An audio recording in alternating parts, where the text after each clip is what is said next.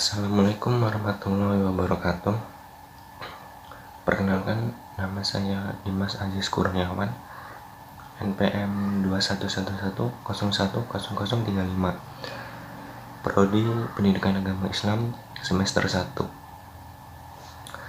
Di sini saya akan membuat video tentang materi mata kuliah Bahasa Indonesia dengan judul materi yaitu Sejarah Bahasa Indonesia. Berbicara kata Indonesia, kata Indonesia pertama kali diikrarkan oleh tokoh berkebangsaan Inggris bernama George Samuel R. Dia menyebut kata Indonesian untuk menamai sebuah gugusan pulau yang ada di Lautan India. Para ilmuwan Eropa juga banyak yang mengatakan Melayunesia itu untuk menamai gugusan pulau yang ada di Lautan Hindia juga. Jadi lumayan banyak penamaan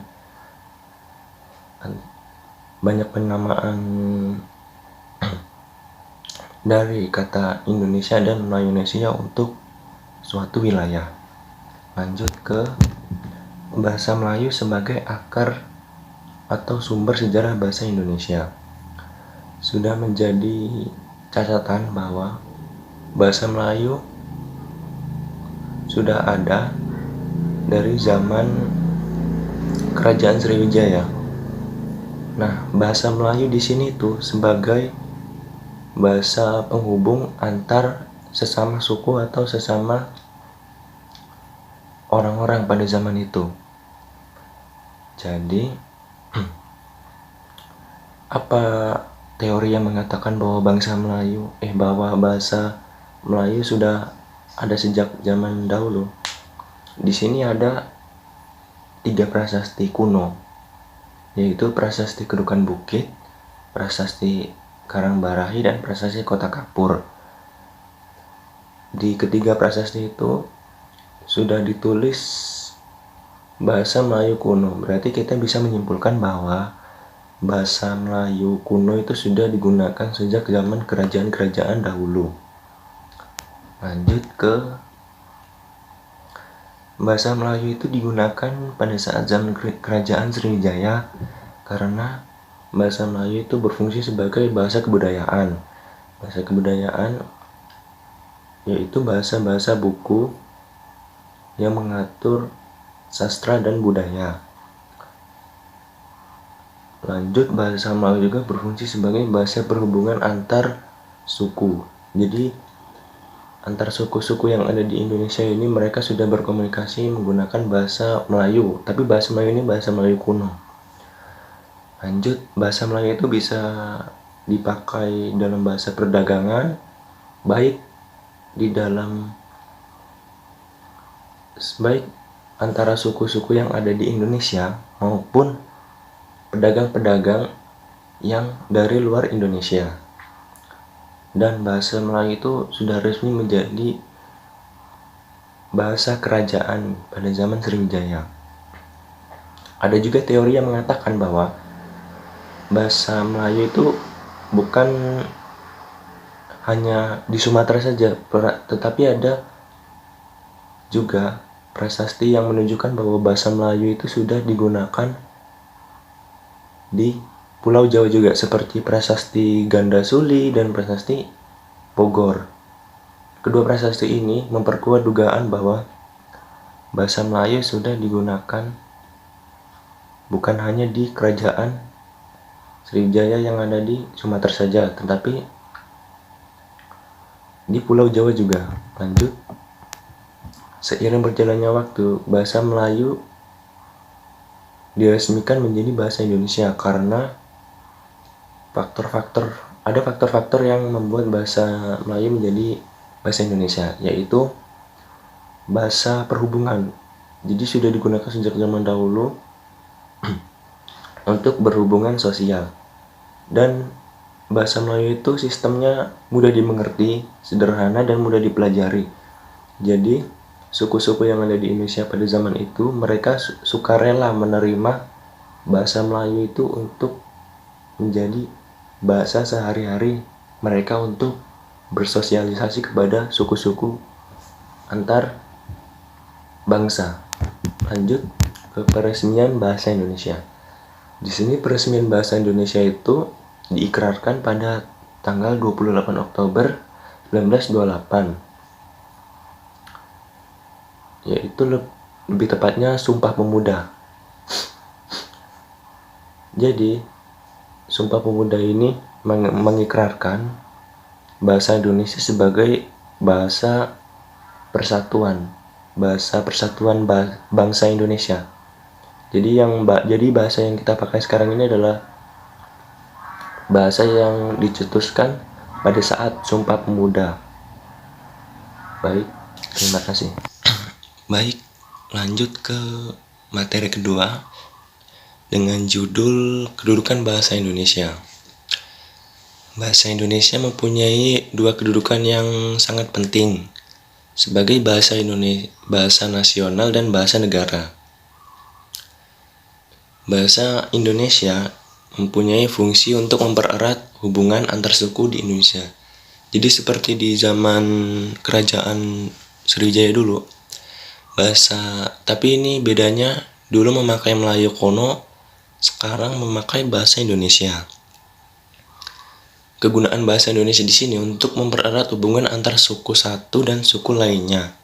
Jadi mereka bisa berkomunikasi dengan baik tanpa adanya perselisihan dari bahasa tertentu. Fungsi ini juga ditegaskan dalam butir ketiga Ikrar Sumpah Pemuda yang berbunyi, kami putra-putri Indonesia menjunjung tinggi bahasa persatuan, yaitu bahasa Indonesia. Jadi para pemuda pada saat itu sangat menjunjung tinggi, maksudnya para pemuda dan para putra dan putri Indonesia pada saat itu sangat menjunjung tinggi bahasa persatuan, yaitu bahasa Indonesia. Jadi mereka tidak seolah-olah merendahkan suatu bahasa gitu. Mereka sangat menjunjung tinggi bahasa Indonesia. Lanjut ke kata menjunjung. Kata menjunjung ini bisa memuliakan, menghargai, dan menaati, nasihat, perintah, atau sebagainya. Dalam Sumpah Pemuda menegaskan bahwa para pemuda itu memuliakan bahasa persatuan, yaitu bahasa Indonesia. Mereka mengaku berbahasa satu, tetapi itu adalah tekad mereka. Berbahasa satu itu tekadnya adalah berbahasa Indonesia sebagai bahasa nasional. Lanjut ke kedudukan bahasa Indonesia sebagai bahasa negara itu dikukuhkan sehari setelah kemerdekaan. Jadi bahasa Indonesia itu dikukuhkan sehari setelah kemerdekaan Indonesia. Dalam Undang-Undang Dasar 1945 Bab 56 Pasal 36 menegaskan bahwa bahasa negara ialah bahasa Indonesia sebagai bahasa negara. Bahasa Indonesia berfungsi sebagai bahasa dalam penyelenggaraan administrasi negara, seperti bahasa dalam penyelenggaraan pendidikan dan sebagainya. Jadi bahasa Indonesia ini digunakan bukan hanya untuk berkomunikasi antar sesama warga negara, tetapi untuk penyelenggaraan administrasi atau suatu kegiatan-kegiatan yang ada di lingkungan masyarakat. Contohnya seperti pendidikan, musyawarah, pemilu, dan sebagainya. Lanjut, di sini ada fungsi bahasa Indonesia. Yang pertama itu lambang kebanggaan kebangsaan. Jadi kita sebagai warga negara itu harus bangga memiliki bahasa persatuan, yaitu bahasa Indonesia. Kita tidak boleh melupakan jasa para pahlawan, jasa para tokoh yang telah mengikrarkan bahasa Indonesia ini sebagai bahasa persatuan kita. Terus lambang identitas nasional. Setiap negara pasti punya lambang identitas masing-masing. Contohnya kita Indonesia, yaitu lambangnya adalah bahasa Indonesia, Pancasila, dan lain-lain. Ini lanjut ke alat penghubung antar warga. Ya, seperti yang sudah saya sebutkan tadi, bahasa Indonesia itu bisa membuat antara warga yang satu dengan warga yang lainnya itu bisa berkomunikasi dengan baik. Bukan hanya antar masyarakat satu dengan yang lainnya, tetapi antar daerah dan antar budaya. Jadi mereka saling berkomunikasi dan saling melengkapi lah bahasanya. Terus di sini ada alat pengembangan kebudayaan, ilmu, pengetahuan, dan teknologi. Bahasa Indonesia ini bisa digunakan untuk media pembelajaran, pengembangan kebudayaan, dan teknologi seperti di sekolah, di tempat-tempat yang sekiranya bisa digunakan untuk pembelajaran, dan mereka menggunakan bahasa Indonesia itu sebagai media penyaluran ilmu mereka. Lanjut, di sini ada berkat adanya bahasa nasional, kita dapat berhubungan satu dengan yang lain. Baik, lanjut ke materi yang ketiga, yaitu ragam bahasa.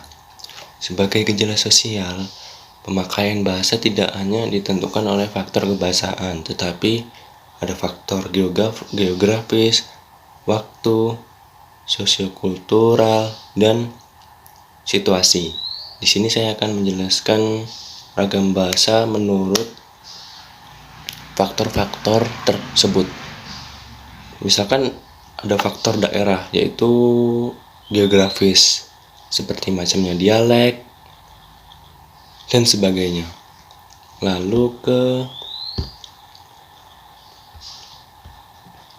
faktor-faktor sosial yang memengaruhi ragam bahasa itu antara lain contohnya di pendidikan, usia, tingkat, ekonomi, dan sebagainya. Lalu ada bahasa golongan buruh, yaitu bahasa golongan atas dan bahasa golongan bawah. Perbedaannya di tata bunyinya. Seperti kalau bunyi huruf F seperti fitnah, itu menjadi fitnah. Biasanya orang-orang yang berpendidikan itu yang tahu tata letak bahasa itu dia mengucapkan huruf F ya F seperti di kalimat fitnah. Cuman biasa orang-orang dari golongan bawah itu yang mohon maaf pendidikannya agak kurang, dia menyebutkan kalimat fitnah itu menjadi fitnah. Jadi perbedaan huruf konsonannya. Lanjut ke keberagaman bahasa Indonesia. Faktor sejarah juga meliputi terjadinya keberagaman bahasa Indonesia. Lalu ke ragam bahasa menurut daerah. Ragam bahasa menurut daerah sejak lama dikenal dengan logat atau dialek seperti logat Jawa, dialek A dan dialek O dalam bahasa Lampung. Masing-masing logat itu dapat dipahami oleh penutur katanya atau timbal balik penuturnya. Jadi logat itu terbentuk dari penutur awalnya logat itu diucapkan. Lalu lanjut ke ragam bahasa menurut pendidikan formal. Ragam bahasa menurut pendidikan formal ini, dia menunjukkan perbedaan jelas antara orang yang berpendidikan dengan orang yang pendidikannya kurang, seperti yang awal tadi.